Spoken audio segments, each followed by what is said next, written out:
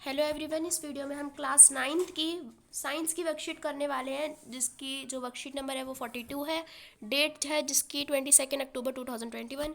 यहाँ पे आप अपना नाम लिखेंगे और यहाँ पे अपनी क्लास टीचर का नाम लिखेंगे। तो चलिए स्टार्ट करते हैं।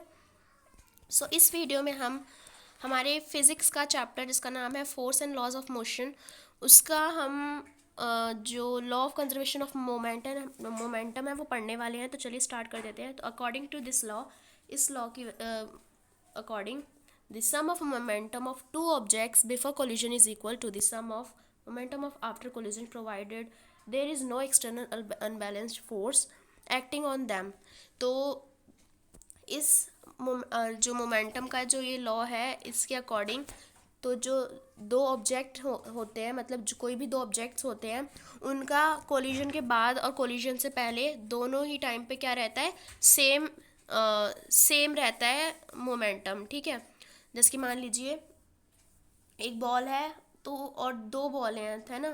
तो उस पर जो दोनों बॉल्स जब वो कोलिजन होगा उन दोनों बॉल्स के बीच में, तो उनके पहले वाला मोमेंटम और लास्ट वाला मोमेंटम, दोनों ही मोमेंटम क्या रहेगा, सेम रहेगा, जब तक उस पर कोई भी एक्सटर्नल फोर्स एक्ट ना करे, या फिर जो the total momentum of the object is unchanged और कंजर्व्ड बाय कोलिजन। तो जो या फिर जो टोटल मोमेंटम होगा दो ऑब्जेक्ट का वो अनचेंज्ड होगा या फिर कंजर्व्ड होगा कोलिजन में। एज पर दिस लॉ, जैसे मान लीजिए फॉर एग्जाम्पल, जैसे मान लीजिए before firing the gun and the bullet are rest, जब हम फायरिंग से पहले जो गन है और बुलेट है वो रेस्ट पे है, therefore the total momentum of this system is zero, जिसकी वजह से इस वक्त जो मोमेंटम है वो ज़ीरो है। As soon as the gun is fired it, जब जैसे जैसे जो गन को हमने फायर किया तो it exerts a force on the bullet and the bullet is accelerated on the forward direction। और जैसे ही हमने उस बुलेट को फोर्स दी तो क्या हुआ, जो बुलेट है वो आगे की डायरेक्शन में क्या हो गई, एक्सेलरेटेड हो गई। Eight the same time bullet also exerts the same force on the gun but in opposite direction. और उसी टाइम पे जो बुलेट है उसने वो क्या करती है, वो अपोजिट डायरेक्शन पे क्या करती है, वो क्या करती है, सेम फोर्स करती है, जिसकी वजह से जो टोटल मोमेंटम होगा वो क्या होगा। जैसे मान लीजिए जिस टाइम पे जो हम गन को आगे की तरफ हम क्या करते हैं, बुलेट को क्या कर रहे होते हैं, हम एक्सलेरेट करते होते हैं। जब वो मूव करती है आगे की तरफ जो बुलेट, तो उस समय उसी टाइम पे क्या होता है, जो हम गन होती है वो भी बैकवर्ड डायरेक्शन पे क्या करती है, वो मतलब मूव करती है, क्योंकि हमने थर्ड लॉ ऑफ मोशन पढ़ा है जिसमें हमें for any action there is a equal and opposite direction. तो हम इस यही वाला लॉ है यहाँ पे।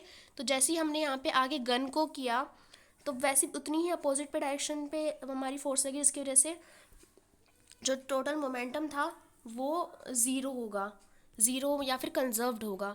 तो ज़ीरो कैसे होगा, जैसे मान लीजिए यहाँ पे और यहाँ पे, तो एक नेगेटिव होगी एक पॉजिटिव होगी, और दोनों का अगर हमने माइनस कर दिया, दोनों की सेम सेम फोर्सेस हैं, अगर हमने दोनों को माइनस कर दिया तो उन दोनों का हमारा आंसर क्या आ जाएगा, ज़ीरो आ जाएगा। तो फिर जो उन दोनों का जो टोटल मोमेंटम होगा वो क्या रहेगा, वो ज़ीरो ही रहेगा। तो इसका मतलब यह है कि दोनों जब रेस्ट पे थी तब भी वो ज़ीरो पे ही थी, और रेस्ट के बाद जब वो मोशन पे आई या फिर फोर्स उन पे लगी तो फिर से वो क्या हो गया, ज़ीरो ही हो गया। अब यहाँ पे हम देख लेते हैं equation of law of conservation of momentum. तो यहाँ पे suppose two balls A and B of masses M A and M B are moving along a straight line with velocity U A and U B respectively. तो हमें suppose करना है कि जैसे दो बॉल हैं ए और बी, तो जो कि एम ए और एम बी के मासेस से एक स्ट्रेट लाइन पे मूव कर रही हैं, और जो उनकी वेलोसिटी है वो क्या है, यू ए और यू बी। ठीक है। And there are no other external unbalanced force acting on them, और उनके ऊपर कोई भी एक्सटर्नल फोर्स जो एक्सटर्नल फोर्स है वो उन दोनों पे एक्ट नहीं कर रही है। तो हम क्या करेंगे, जो लेट है, जो हमने यू ए है उसको हमने यू बी से क्या बड़ा बड़ा मान लिया है, और जो दोनों and the two balls collide for a time with each other, और वो दोनों एक ही टाइम पे एक दूसरे से कोलाइड कर रही हैं। तो during collision ball A exerts force F A B on ball B. तो क्या होगा, जब कोलिजन हो रहा होगा तो जो बॉल ए होगी वो एफ बॉल बी से बी पर फोर्स एक्सर्ट करेगी एफ ए बी की फॉर्म में। फिर at the same time the ball B exerts force F B A on ball A, और उसी टाइम पे जो बॉल बी होगी वो भी बॉल ए पे फोर्स एक्सर्ट करेगी एफ बी ए के तौर पे। फिर after collision their velocity are changed as V A and V B respectively, और कोलिजन के बाद उन दोनों की जो वेलोसिटी है वो चेंज हो जाएगी, वी और जो जिसकी यू ए थी उसकी वी ए हो जाएगी, और जो जिसकी यू बी थी उसकी वी बी हो जाएगी। तो यहाँ पे जो मोमेंटम है बॉल का पहले और बाद में कोलिजन के, तो वो रहेगा एम ए यू ए, और कोलिजन के बाद हो जाएगा एम ए वी ए। ठीक है, जो बॉल ए है उसका कोलिजन से पहले रहेगा M A U A momentum, और कोलिजन के बाद रहेगा एम ए वी ए। ठीक है, और जो बॉल बी है उसका कोलिजन से पहले रहेगा एम ए यू ए, और कोलिजन के बाद हो जाएगा एम ए सॉरी जो बॉल बी है उसका कोलिजन से पहले क्या रहेगा मोमेंटम, वो रहेगा एम बी और यू बी, और कोलिजन के बाद हो जाएगा एम बी और यू बी। तो यहाँ पे the rate of change of momentum of ball A during collision, वो क्या हो जाएगा, एक्शन क्या हो जाएगा उनका, ये हो जाएगा एम ए, और हमारे पास जो इक्वेशन आती है वो कुछ इस तरह से आती है, एम ए ब्रैकेट में we A minus U A upon T. ठीक है, और सिमिलरली जो बी की होगी वो बी की रिएक्शन के टाइम पे कैसी आ जाएगी, वो आ जाएगी M A V A minus sorry M B V B minus U B upon T. तो थर्ड लॉ ऑफ मोशन के अकॉर्डिंग जो फोर्स ए बी होगी वो ए से बॉल ए से एग्जर्ट हुई और बॉल बी पर, और जो बॉल बी पे क्या हो कौन सी हुई, बॉल बी पे हुई एफ बी ए, और जो बॉल ए थी उस पर हुई एफ ए बी।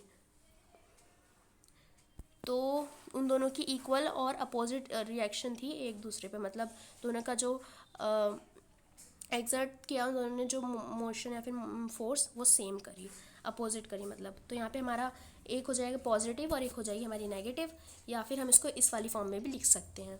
तो जो एम, तो इसकी वजह से जो हमारा क्या हुआ, जो M A U A plus M B U B था वो क्या हो गया, M A V A plus M B V B हो गया। From this, we observe that the total momentum of ball A and B remain unchanged or unconserved. तो इस मतलब हमने जब इस मोमेंटम का बॉल के हमने जब एग्जांपल लिया तो उसके बाद हमें समझ में आ चुका है कि जो मतलब इन दोनों की बॉल थी, इन दोनों बॉल जो भी ये दोनों बॉल्स थी, तो उनके कोलिजन से पहले भी इतना ही मोमेंटम था और कोलिजन के बाद भी इतना ही मोमेंटम है। तो मतलब वो अनचेंज्ड हुआ है और या फिर कंजर्व्ड हुआ है। तो यहाँ पे हमें टोटल 5 क्वेश्चन दिए हैं, तो चलिए एक एक करके इन पांचों के आंसर्स कर लेते हैं। तो यहाँ पे हमें जो फर्स्ट क्वेश्चन दिया है यहाँ पे है right the law of conservation of momentum. हमें यहाँ पे कंजर्वेशन ऑफ मोमेंटम के बारे में लिखना है। तो यहाँ पे है the sum of the momentum of the two object is equal before and after collision when an unbalanced force is not acting on them. तो इसका जो आंसर हो जाएगा वो होगा कि जो सम होगा मोमेंटम का दो ऑब्जेक्ट का वो कोलिजन से पहले और बाद में दोनों ही सेम रहेगा जब तक उस पर कोई अनबैलेंस्ड फोर्स एक्ट ना कर रही हो। उसके बाद है हमारा second question, why does an air filled rubber balloon swing here and there when air escapes from the mouth of it। तो जब बैलून के मुंह से जब हम हवा निकलने लग जाती है मतलब एस्केप होने लग जाती है, तो जो बैलून है वो यहाँ से वहाँ पे मतलब क्यों ऐसे मूव कर रहा होता है। तो यहाँ पे है according to third law of motion, third law of motion के अनुसार two objects exert force equal and opposite sides of each other. जो दो ऑब्जेक्ट होते हैं वो एक दूसरे के इक्वल और अपोजिट में क्या करते हैं, फोर्स एक्सर्ट कर रहे होते हैं, फिर है ना। फिर उसका क्या हो, जिसकी वजह से जो एयर है वो बाहर आती है और जो बैलून है वो पीछे की तरफ पुश हो जाता है।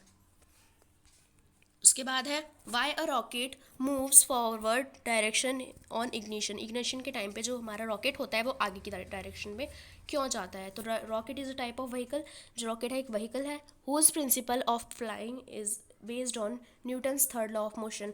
जिसका जो प्रिंसिपल है वो थर्ड लॉ ऑफ मोशन जो न्यूटन का है उस पर बेस्ड है।